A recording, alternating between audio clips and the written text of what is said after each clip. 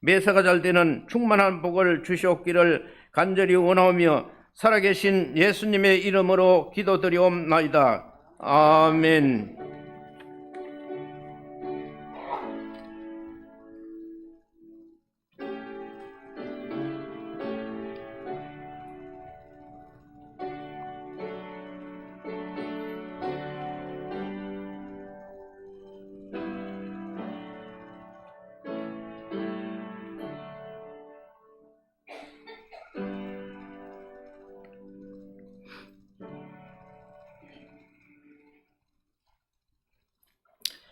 하나님의 말씀입니다. 하나님의 말씀은 시편 46편 1절에서 3절까지 말씀입니다. 제가 가진 구약 성경 836면에 있습니다.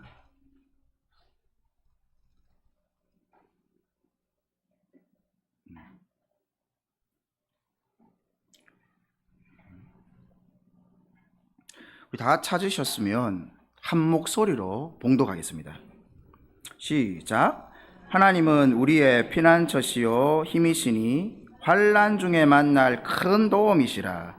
그러므로 땅이 변하든지 산이 흔들려 바다 가운데에 빠지든지 바닷물이 솟아나고 뛰놀든지 그것이 넘침으로 산이 흔들릴지라도 우리는 두려워하지 아니하리로다. 셀라. 아멘. 찬양을 받으신 하나님 앞에 영광의 박수를 올려드립니다. 찬양으로 섬겨주신 시용 찬양대 대원께도 감사의 말씀을 드립니다. 우리 옆에 사람과 인사 한번 하십시다. 어떻게 인사하는가 하면, 우리 목사님 하는 대로 잘 오셨습니다. 첫 번째. 그 다음, 두 번째입니다. 은혜 받읍시다. 은혜 받읍시다. 네. 자, 마지막으로 다시 한번 인사하는데, 하나님이 여기 계십니다. 자, 이렇게. 잠도 깨고, 저는 긴장도 좀 풀고, 피곤도 좀 떨칠 겸 해서 구호 한번 하고 말씀을 나누겠습니다. 저와 몇 번 구호를 나누었는데요. 기억나시는 분 있으십니까? 어렵지 않아요. 제가 구령을 넣으면 엄지손가락 한번 들어보실래요? 들어보세요. 어떻게 합니까? 최고 이렇게 하면 돼요. 내밀면서. 준비됐습니까? 해보겠습니다. 하나님, 최고! 이래야죠, 최고. 예수님, 최고! 성령님, 최고! 우리 신흥교회, 최고! 아멘. 성삼위 하나님께서 우리의 삶의 제일 우선순위가 되고, 교회를 사랑하고 이웃을 돌보는 삶이 둘째가 되고, 나는 셋째가 되겠습니다. 하나님 앞에 고백하는 삶은 존귀하고 아름다운 삶입니다. 이렇게 살면 손해보고 마이너스 3처럼 계산되지만 하나님을 신뢰하는 자, 말씀을 붙들고 살아가는 자에게는 하나님께서 주시는 크고 놀라운 은혜가 있습니다. 저는 그 은혜가 채움이라고 믿고 있습니다. 우리가 비우면 하나님께서 채우십니다. 세상 사람들은 긁어 모으려고 몸부림을 쳐도 늘 그 자리가 비어 있습니다. 하지만 하나님의 자녀들은 비우는 가운데 채우시는 하나님의 은혜를 누리며 살아가는 신비한 사람들인 것입니다. 믿음의 역사는 지금도 믿고 순종하는 자에게 그대로 일어난다는 겁니다. 이 은혜가 우리 성도님들의 가정과 신흥교회 위에 충만히 부어지기를 주님의 이름으로 축원합니다. 그림 한번 띄워주십시오. 보이십니까? 앞에 그림은 미술 더비에서 경매로 팔린 세상에서 가장 비싼 그림입니다. 뭉크라는 화가가 그린 절규라는 작품인데요.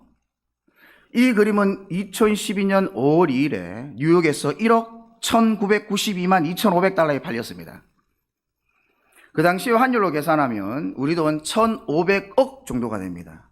1,500만 원이 아니에요. 뭉크의 절규가 경매시장에 나오기 전까지는 피카소의 누드와 푸른 잎사귀와 흉상이라는 작품이 가장 비싼 그림이었는데, 이 작품이 뭉크의 절규가 경매시장에 나오자마자 그 전까지 경매 최고가였던 피카소의 그림을 단숨에 갈아치워 버렸습니다. 그림 한 점에 1,500억.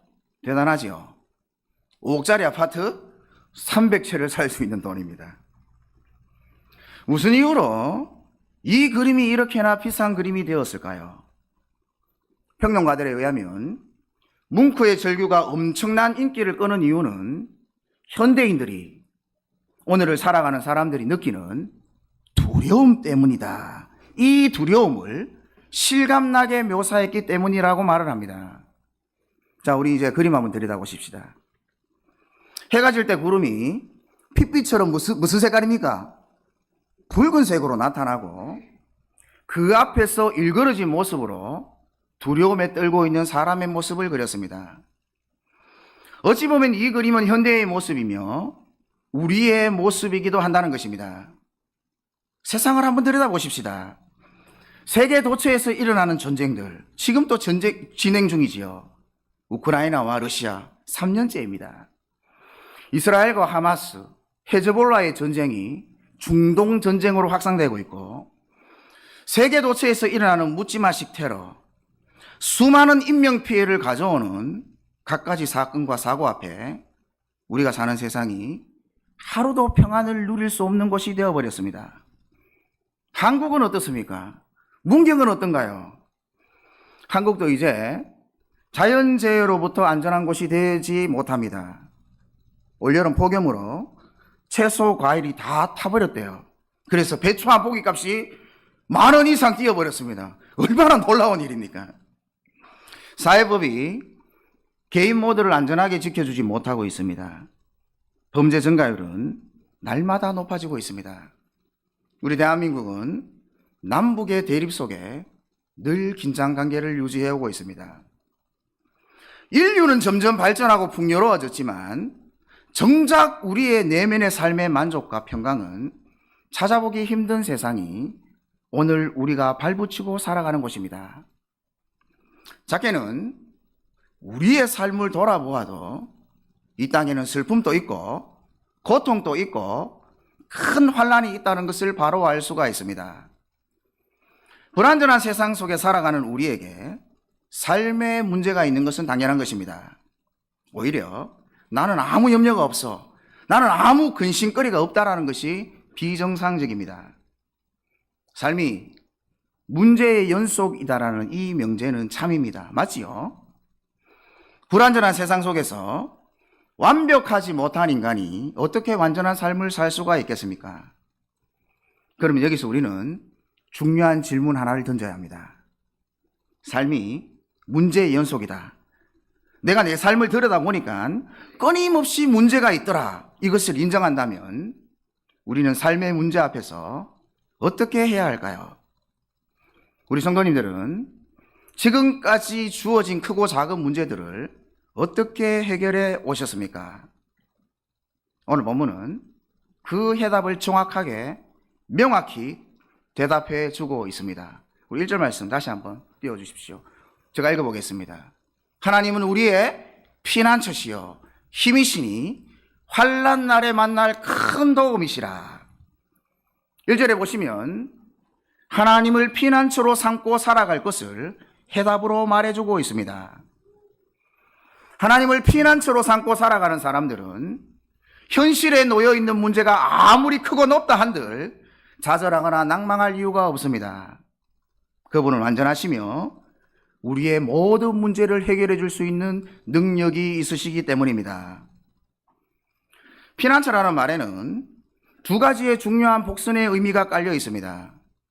그것은 우리가 누구인지와 그리고 하나님이 어떤 분이신지 잘 드러내주고 있다는 말입니다.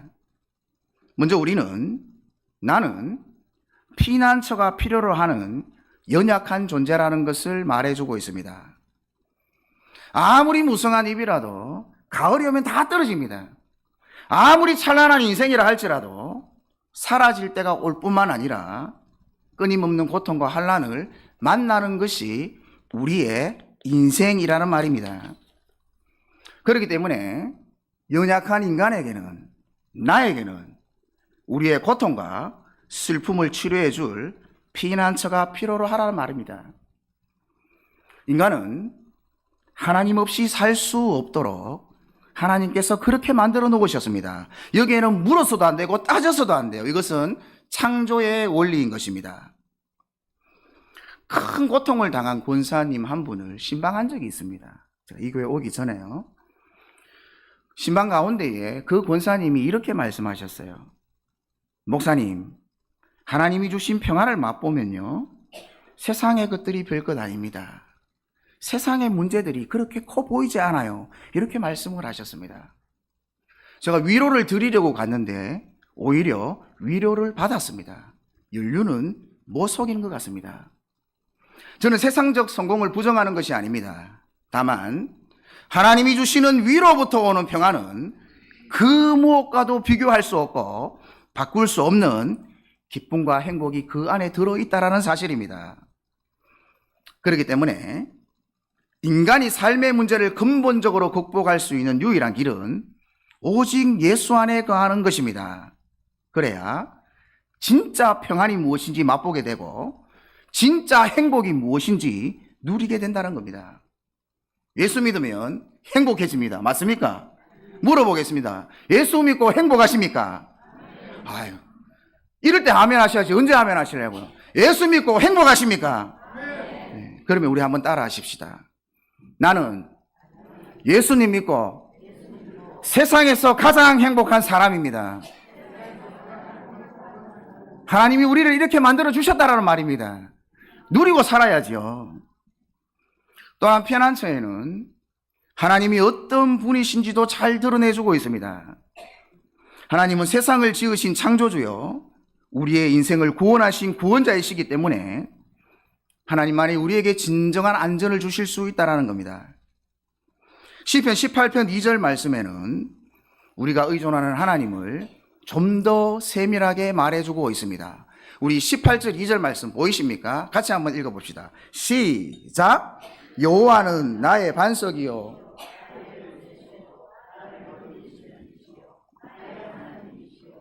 내가 그 안에 피할 나의 바위시요 나의 방패시요 나의 구원의 뿌리시요 나의 산성이시려다. 우리 믿으시면 크게 아멘 한번 하십시다. 아멘. 시편의 저자는 나의 모든 삶을 던질 수 있는 유일한 분, 어떤 상황에서도 나의 힘이 되시는 나의 피난처, 그분이 바로 나의 하나님이십니다라고 고백을 하고 있는 것입니다. 우리는 그 하나님을 의지할 때에 평안과 행복을 누릴 수가 있는 것입니다. 세상에 나가면 이렇게 말을 합니다. 행복해지고 싶냐? 그러면 힘을 길러야 한다. 그래서 어린 아이 때부터 남들에게 처지지 않기 위해서, 경쟁에서 이기기 위해서 늘 몸부림을 치면서 살아갑니다. 삶의 현장이 어린아이 때부터 전쟁터로 변해가는 것을 볼 수가 있습니다. 요즘은 초등학교 5학년만 되면 매니저가 있대요. 그 매니저가 엄마, 아빠랍니다. 타임테이블을 관리해주기 위해서. 힘을 길러서 이겨야만 경쟁에서 살아남을 수 있고 가져야만 행복해질 수 있다고 생각하기 때문입니다. 물론 기독교인으로서 삶의 자리에서 최선을 다해야 하고 능력과 실력을 길러서 하나님의 위대한 사람들이 되는 것은 감사한 일입니다. 그러나 그때도 내 삶의 주인은 하나님이 되어야 하고 하나님을 의지하는 가운데에 올라가야 한다는 것입니다.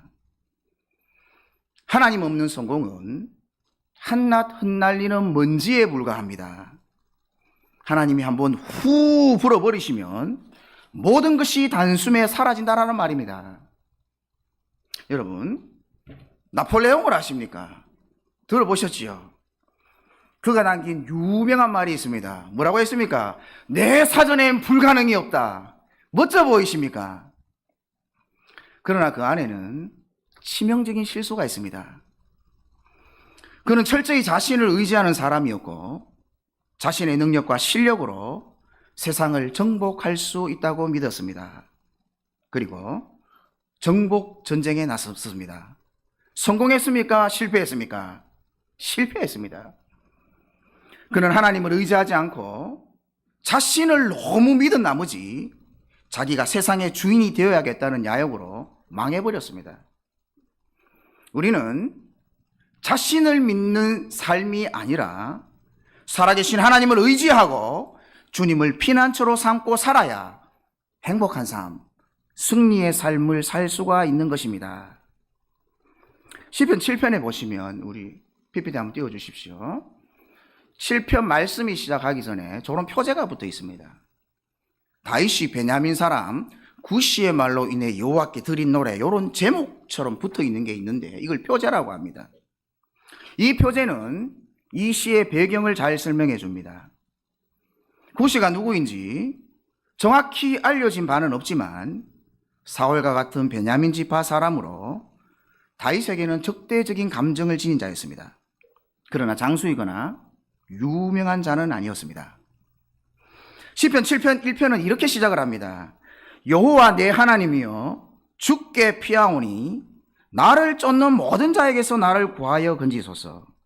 건져낼 자 없으면 저희가 사자같이 나를 찢고 뜯을까 하나이다. 여러분, 다윗이 누구입니까?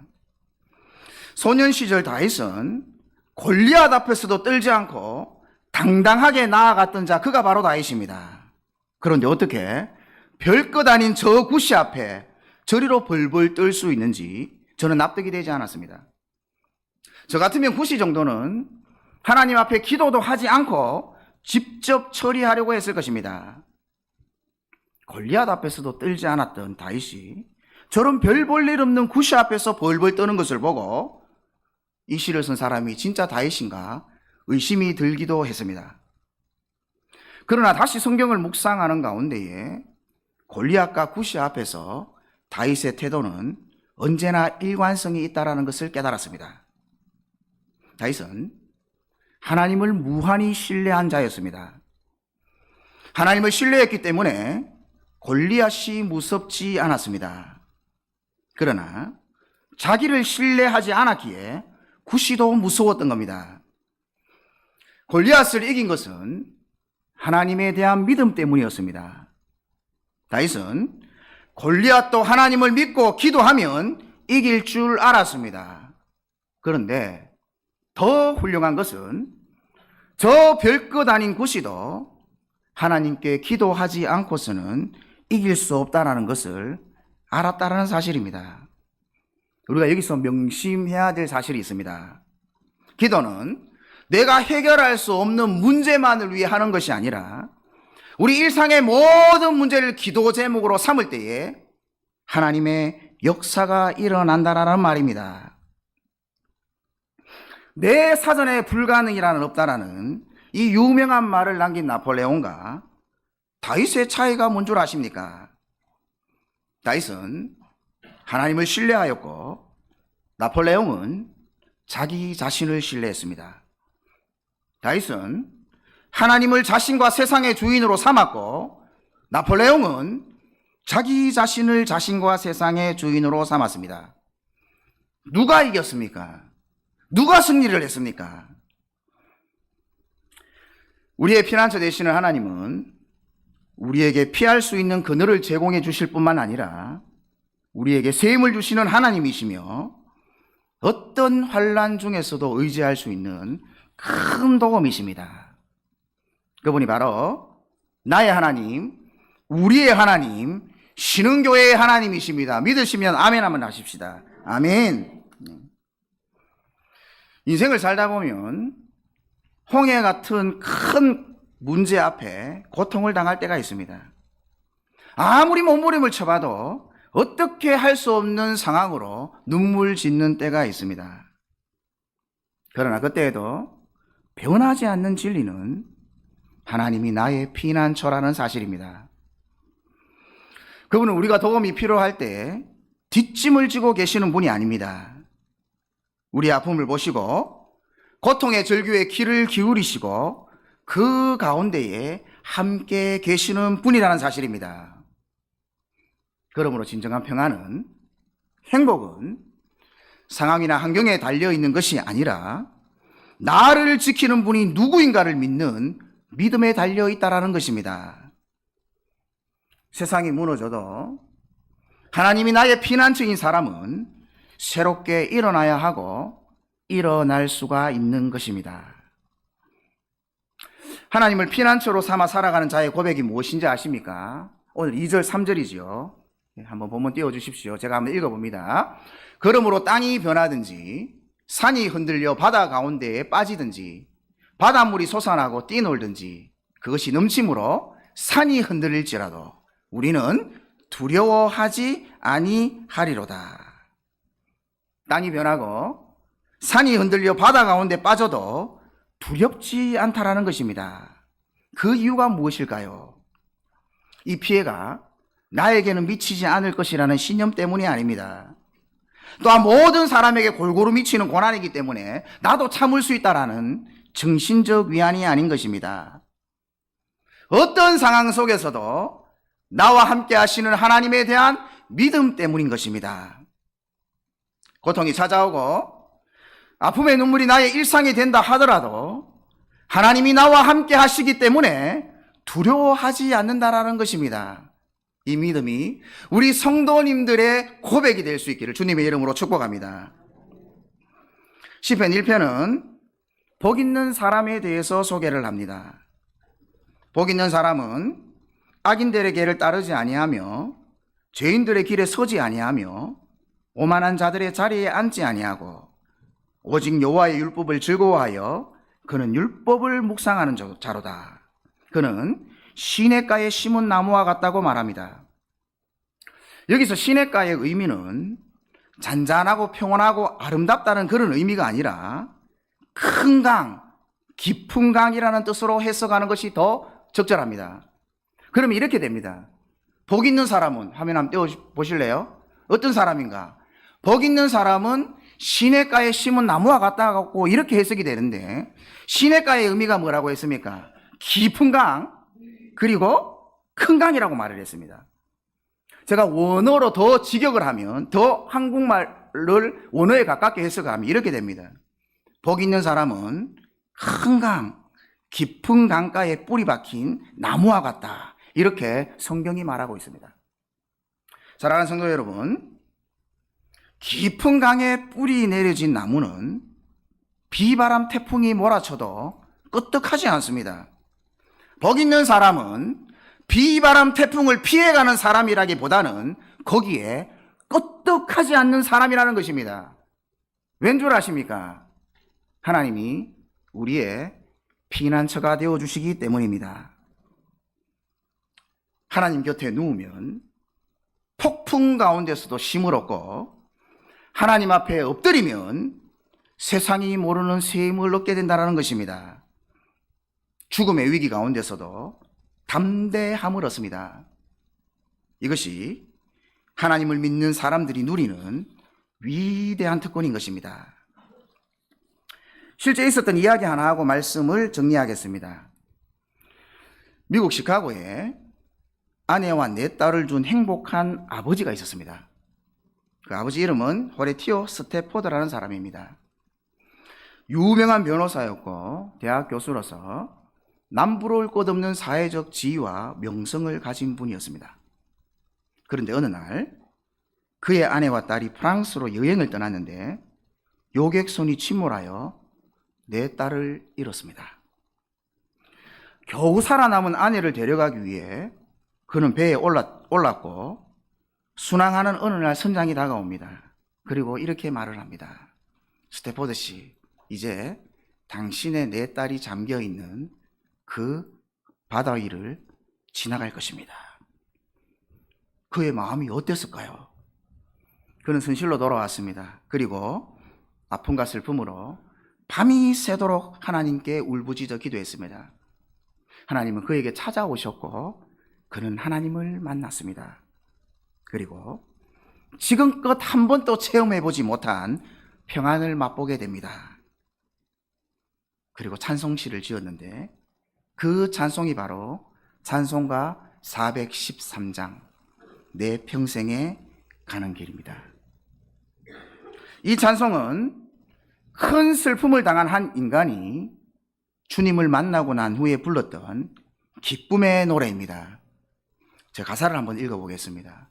내 평생에 가는 길 순탄하여 늘 잔잔한 강 같든지 큰 풍파로 무섭고 어렵든지 나의 영혼은 늘 편하다.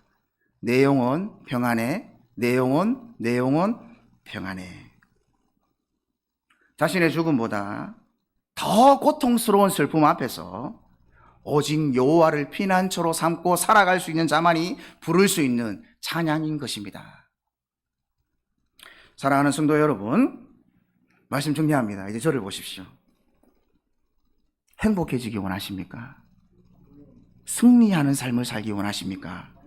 그러면요, 먼저 우리의 어깨에 힘을 빼셔야 돼요. 먼저 우리의 목에 힘을 빼셔야 된다는 겁니다. 이기기 위해서 몸부림을 치는 삶을 살기 전에 하나님을 의지하는 법을 배워야 한다는 것입니다. 내 힘으로 세상을 살아가는 사람은 결국은 나락으로 떨어지게 되어 있습니다. 그러나 하나님을 피난처로 삼고 살아가는 사람은 내 평생에 하나님의 선하심과 인자하심으로 인하여 쉼이 있는 삶을 살게 될 것입니다. 그분은 우리를 지금 또 푸른 초장, 푸른 쉴만한 물가로 인도하고 계십니다. 그분은 우리의 피난처이십니다. 내가 여호와를 목자로 두고 살아갈 때에 순간순간 삶을 돌아보며 고백할 수 있는 고백이 무엇인지 아십니까? 여호와는 나의 목자시니 내게 부족함이 없으리로다. 자, 우리 다시 한번 선포하며 따라해 봅시다. 여호와는 나의 목자시니 뭡니까? 내게 부족함이 없으리로다. 이 삶이 사랑하는 우리 성도님들 개인의 삶뿐만 아니라 우리 신흥교회에 충분히 부어져서 날마다 하나님을 찬송하며 우리의 삶 가운데 임하시는 하나님으로 인하여 기쁨과 감사와 은혜가 충만한 삶이 될 수 있기를 주 예수님의 이름으로 축원합니다. 기도합시다.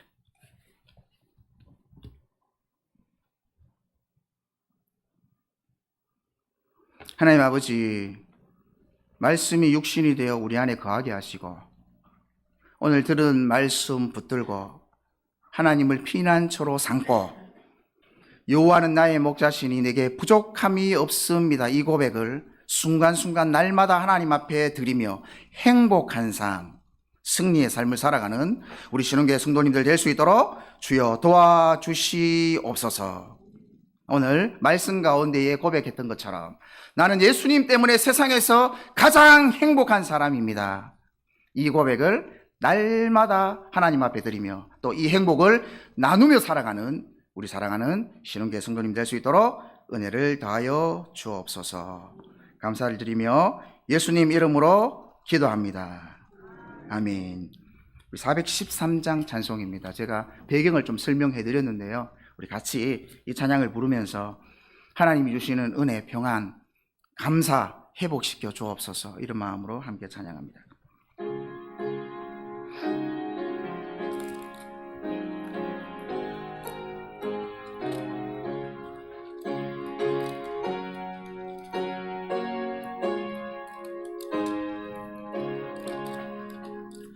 내 평생에 가는 길 순탄하여 늘 잔잔한 강 같든지 큰 풍파로 무섭고 어렵든지 나의 영혼은 늘 편하다. 내 영혼 평안해. 내 영혼 평안해.